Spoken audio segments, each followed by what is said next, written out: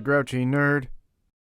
Alright, quiet down, knuckleheads. It's time to take another look at a new hero for Fantasy Flight Games Marvel Champions. This time we're looking at Cable.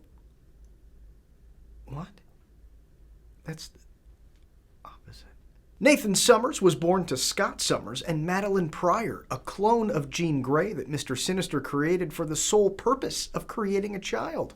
That's creepy. That is so creepy. Scott would go on to abandon Madeline and Nathan when Jean Grey returned, and Sinister took the opportunity to capture Nathan. But don't worry, Madeline was also awful. She tried to sacrifice Nathan and a bunch of other kids to open a portal to hell or oblivion or, I don't know, someplace with demons. Nathan was eventually rescued by Scott and Jean and was beginning to develop his own powers, telepathy and telekinesis, but was captured again, this time by Apocalypse, who infected him with a techno-organic virus which would eventually consume him. Until a time traveler from 2,000 years into the future appeared to say she could save Nathan, who was a savior in her time, but she had to take him with her back to her own time. Scott said yes and let Nathan go, presumably never to be seen again. Meanwhile, in the future, Mother Ascani, who was responsible for bringing him to the future, turned out to be none other than Rachel Summers, his half-sister. Believing that she was too late and that Nathan would ultimately be lost to the technovirus, she cloned him. Nathan, of course, ended up surviving, now with enhanced strength, speed, and endurance, as well as a super strong arm and a cool glowy eye. And Apocalypse took the clone, who became Strife, who Nathan eventually followed into the past, our present. Well, our past. This was in the 90s, which was... Why do I do this to myself? Since then, he's teamed up with the New Mutants, several of whom he radicalized, branching off to form X-Force, working as a group apart from the X-Men and outside the law in the pursuit of mutant liberation. He's teamed up with his parents, his dad and the person whose DNA was used to make his mom. He's fought in several wars and done a whole lot of time traveling, often in a reluctant partnership with Deadpool. He's died, but he's also done so much time traveling it almost doesn't matter. He's popped up in various ages all over the place. Let's take a look. On his hero side, Cable gets 2s down the line in his stats. He gets 12 hit points and a hand size of 5, and the Soldier and X-Force traits. And as a response, when he defeats a side scheme, he readies. All 2s in his stats is a great place to start, and spoilers, you're going to have a chance to get all of those stats up to 3 by the end of the game, which is really nice. And then the fact that he can ready so that you can use those basic stats multiple times in a round is incredible.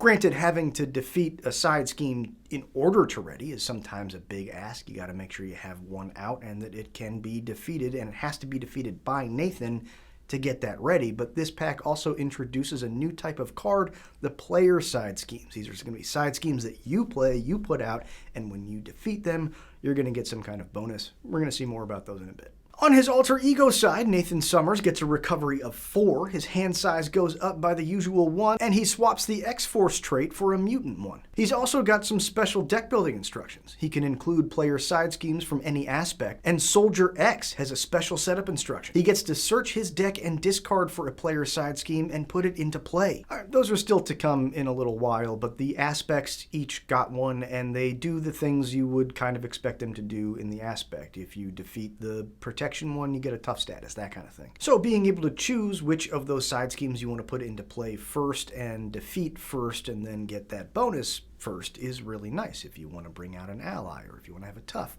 or his own personal one, which is going to be the way that you boost all those stats. Also, I love the way that taking side schemes from any aspect is kind of like his deadbeat dad's ability to take allies from any aspect. That's a cool way to draw the parallel between those two. First up in his kit is 1 copy of Body Slide, a zero-cost event that allows you to switch forms, and then if you're playing with other identities in the game, they can switch to that same form. Nice and simple. Change your form, and it doesn't count as your 1 time per round, so you can dip down to alter ego, recover, and then flip back up and get back to fighting. Next up is 3 copies of Mind Scan, a 2-cost thwart event with psionic and superpower traits. Remove 3 threat from a scheme, then remove 1 additional threat for each side scheme in the victory display. 2 cost for 3 threat is okay. It's not bad, it's certainly not good, but it's fine, and it will get better. So not every side scheme that you defeat is going to go into the victory display. In fact, most of the ones that come out of the encounter set won't. But all of the player cards do, or at least all the ones so far. So you defeat them, they go into the victory display so that you don't get them back into your discard pile to keep using, but that's fine. It also thins out your deck. And once you've gotten 2 or 3 in the victory display, this card starts to get a whole lot better. 2 cost for 5 or 6 or 7 or 9 threat? Yeah, I'll take that. Then we get 1 copy of Precognition, a 0-cost event with psionic and superpower traits. Look at the top X cards of the encounter deck, where X is the number of side schemes in the victory display. Then you may discard 1 of them and place the rest back in any order. Does absolutely nothing for you until you get a few of those side schemes into the victory display, but once you do, that's great. You can set up the next boost in your next encounter card and get rid of a nasty encounter card.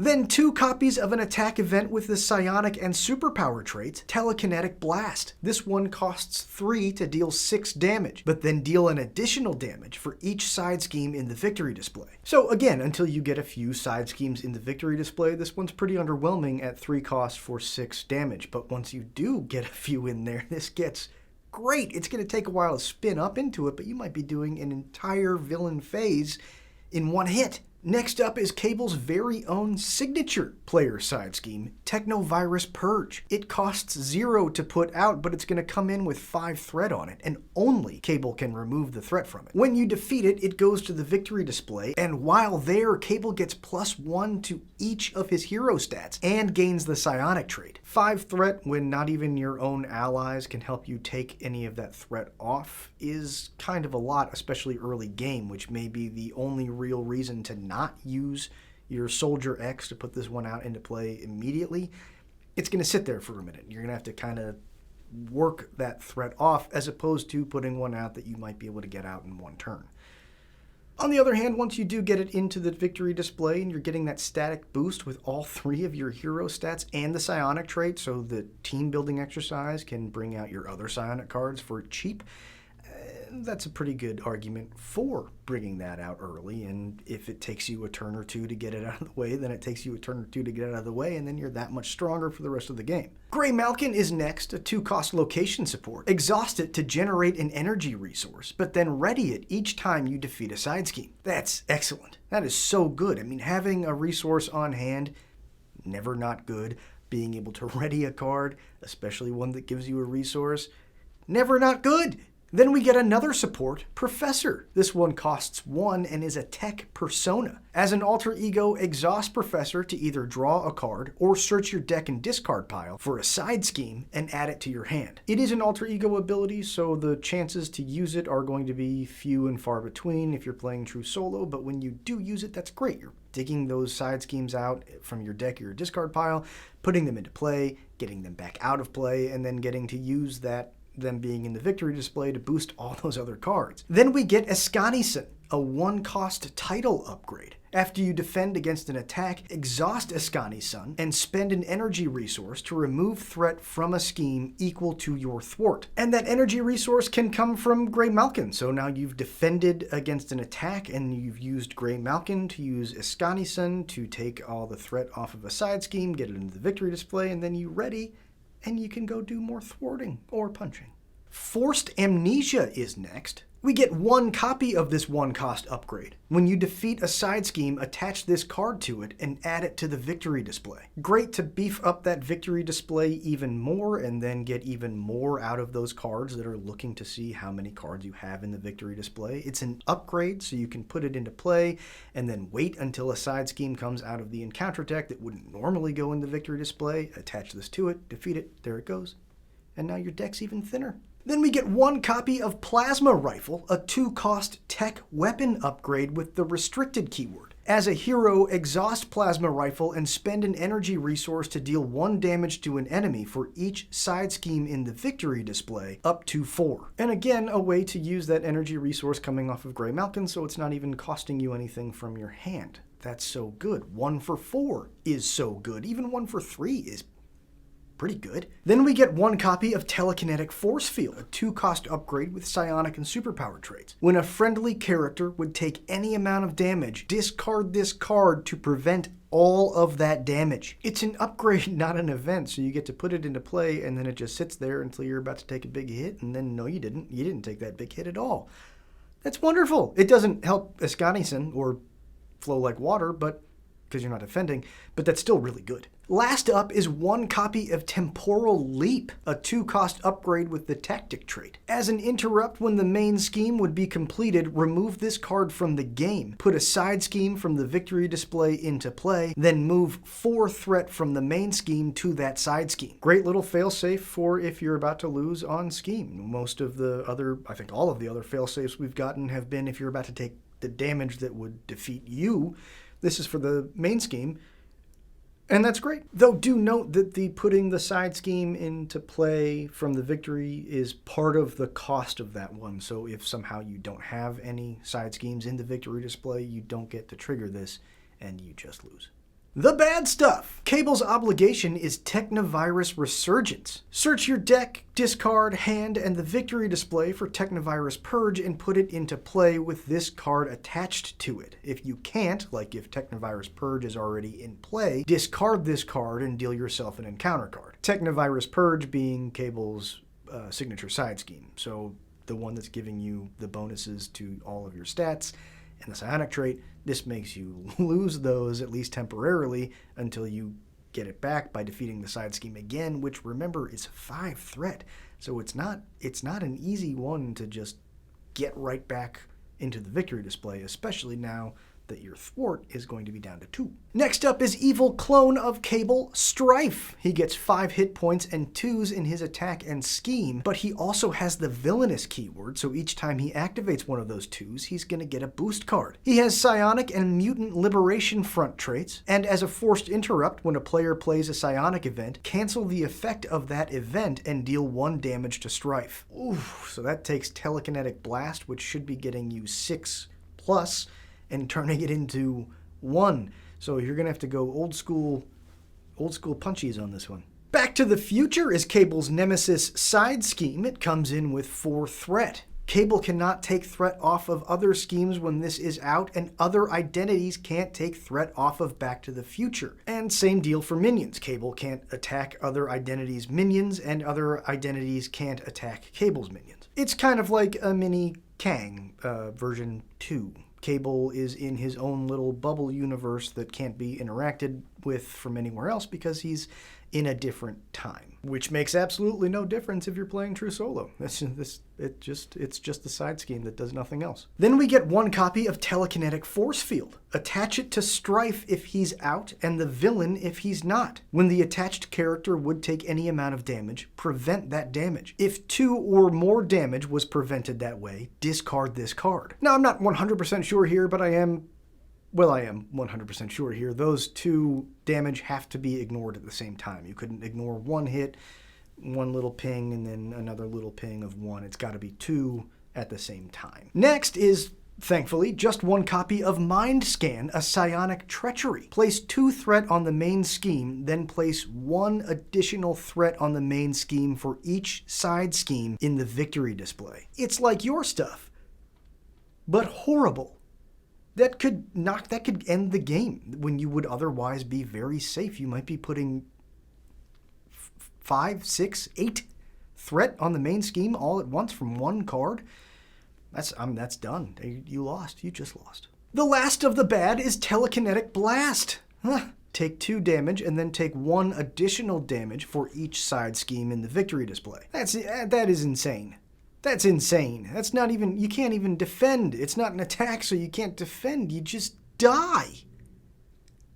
Moving on to his aspect cards, Cable came with a leadership deck. First up is Caliban, a 3-cost ally with 3 hit points who does 2 attack and 1 thwart, and when he enters play, discard cards from the top of your deck until you discard an ally with the X-Men, X-Force, or X-Factor trait, and add that ally to your hand. Cool that he's immediately paying back some of his costs by putting a card back into your hand after you play him, but you better make sure that you've got a pretty ally-heavy deck, or at least know that you got a few left in there, because otherwise you're just burning through your deck. Then one copy of Phantom X, as played by Charlie Cluster 7. He costs 4 resources, has 3 hit points, X Factor and Psionic traits, and he does just 1 each in attack and thwart, but when he enters play, search your deck and discard pile for EVA, which is a ship, but also Phantom X's nervous system. I don't get that. I don't understand, but we're going to go ahead and skip straight to EVA so we can look at them together.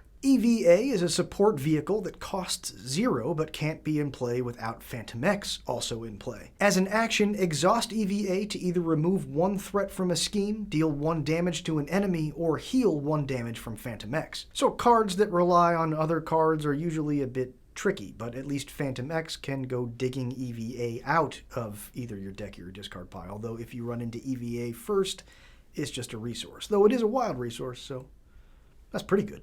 And when you do get Phantom X into play and then EVA comes out, it's basically treating Phantom X like a character that doesn't take consequential damage. If that's how you want to use that one ability on EVA, you can attack or thwart or whatever with Phantom X and then heal that 1 consequential damage using EVA. That's awesome. That makes Phantom X a really good target for the Voltron cards, beefing him way, way up and then attacking, healing. Attacking, healing. Then we get Sunspot in the style of Bobby DaCosta, who DaCosta's 3 resources for 2 health, 2 attack, and 1 thwart. He has the Aerial and X-Force traits, and when you play Sunspot from your hand, deal 1 damage to the villain and each minion engaged with you for each energy resource you used to pay for it. That's potentially really, really good in characters that want to lean into those energy resources anyway. Captain Marvel would want to take him, Iron Man would want to take him, and even if you can't get the full 3 energy resources to pay for him, even if you're only getting 1 or 2, if it's doing that to the villain and if you have a bunch of minions, that's still really good. Next up is 3 copies of Mission Planning, a 2-cost hero event. Until the end of the round, your allies don't take consequential damage. Really fun if you're rolling with some heavy hitters that take 2, or I think we've seen one that even takes 3 consequential damage. If you're playing Captain America or Cyclops, who can afford some of those big heavy hitters, this is really cool. Call for Backup is our very first Aspect player side scheme. This one is leadership, and we get 1 copy. It has a victory of 0, it costs 1 to put out, and it comes into play with 3 threat on it per player. And when you defeat it, each player searches their deck and discard pile for an ally and puts it into play. This is potentially the best of the bunch, and we're starting out with it, which kind of sucks. It's downhill from here, but if you have a key ally that you need, Wong or somebody like that, and you really want to dig them out, this is really good for that, but it also skirts high costs on characters like Dum Dum Dugan. It also skirts requirements, like on the basic Peter Parker Spider-Man, he needs all 3 of the resource types. Not anymore. Lock and Load is the aggression player side scheme. It too costs 1 to put out and has victory 0, but this one only gets 2 threat per player. When you defeat it, each player searches their deck and discard for a weapon upgrade and puts it into play. This one is less good. It's not bad. There are certainly characters who really want to find all of their weapons. Rocket Raccoon comes to mind, and Cable, of course, wants to find his plasma rifle. It's just not as universally useful as finding an ally and putting it into play. The protection player side scheme is Establish Perimeter. It costs 1 to put out, has victory 0 and 2 threat per player, and when it's defeated, give each identity a tough status. Again, good. Really good. Not great. If you're playing true solo, it's kind of a lot of trouble for a tough status, but if you're playing multi-handed or with other people, then that gets considerably better. If everybody's getting a tough card, that's great. And we have to wait for Domino for the Justice player side scheme.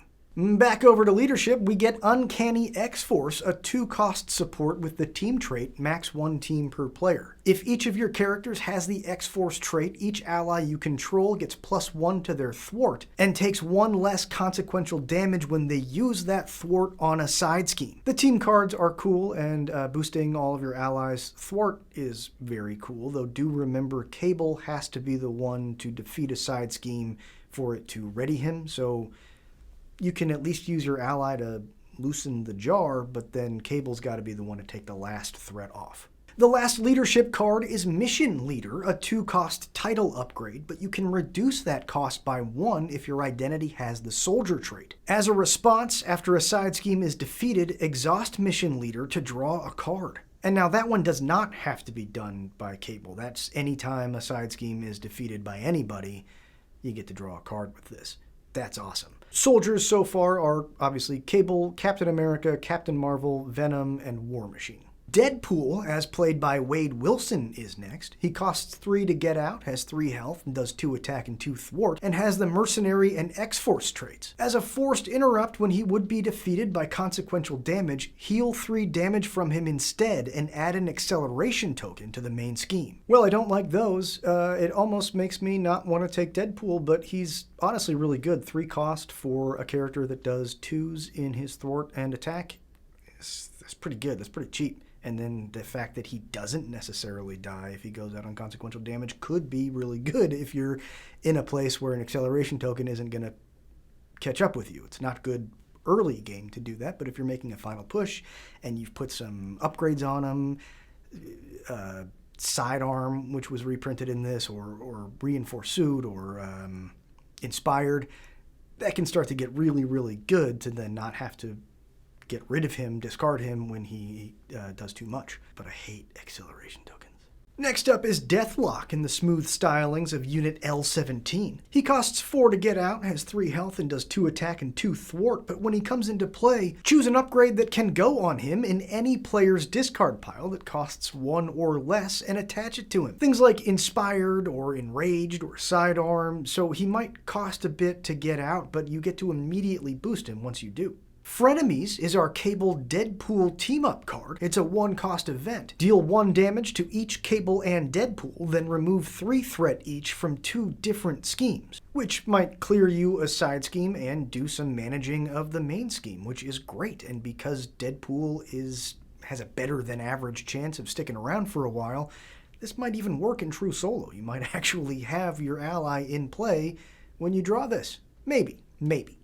Build Support is next. It's a basic player side scheme. It costs 1 and has victory 0, and this one comes into play with 3 threat per identity. And when you clear it, each identity gets to find a support that costs 3 or less in their deck or discard pile and put it into play, which is basically all of them. The only support, at least at the time of writing this, that costs more than 3 is Avengers Mansion. But this will pull anything else out of your discard or deck and put it into play. That's awesome. Then we get 3 copies of a basic resource card, the Power of the Mind. Double the number of resources this card generates when it's paying for a psionic card. So maybe this is a hint of things to come, that there will be psionic cards that get more powerful if you use mental resources to pay for them, unless there's one I'm missing. What? Why would you take this instead of a card that will give you 2 resources anyway? Unless you just want to load up, just like put a ton of resource cards into your deck. Last up is Scimitar, a 2-cost weapon upgrade with the psionic trait and the restricted keyword. After you play another psionic card, exhaust Scimitar to deal 2 damage. Nice way to pop off 2 extra damage if you're playing with a whole lot of psionic cards. Really good for Phoenix. I imagine it will be really good for Psylocke once she comes out. Not that it's not good for Cable. He definitely has psionic cards that you want to use this with, but I think it's going to be really good in both Phoenix and Psylocke. Cable's main downfall, and why he'll be a bit tricky to play true solo, is that he's kind of slow to get going. Yes, you do get the benefit of Soldier X, which puts out a side scheme immediately, and then you can hopefully clear it close to immediately, but he's not really going to start going until you get 2 or 3 side schemes in the victory display, and then some of those cards that are fine start to be good, and then eventually they'll get great. And of course, his signature side scheme is going to be the one that you have the most trouble with, but then also does the most good once it does get into the victory display. So kind of a balance there when you want to do it. And in fact, on that note, his obligation finds that side scheme and puts it into play. So you might even pass it up the first time you see it, because you know you're going to hit that obligation, which will bring it into play, or worst case scenario, it brings it out of the victory display, losing you all that bonus. So when you see it, you might kind of ignore it for the moment and wait for that obligation to come and go, and then put it into play. But in addition to the player side scheme developing, Cable's going to get better with the psionic trait developing. He doesn't start with it, but he eventually gets it once Technovirus Purge gets into the victory display, and then he can use the psychic cards that you can only play if you have psionic, psychic, kicker, manipulation, misdirection, and assault. Those are all really good depending on which aspect you're playing him in. And then, of course, team training exercise will let him play those cards cheaper once you have the psionic trait. He's cool. He's a really cool character. I really like him a lot. And the fact that once Technovirus Purge is in the victory display, the fact that his base hero stats are all 3s is so good. You can put him in any aspect, and he's going to be fine. He's going to be great. And that's all I've got for Cable. We'll be back with the other hero from the new campaign expansion, Next Evolution, Domino, and her... posse.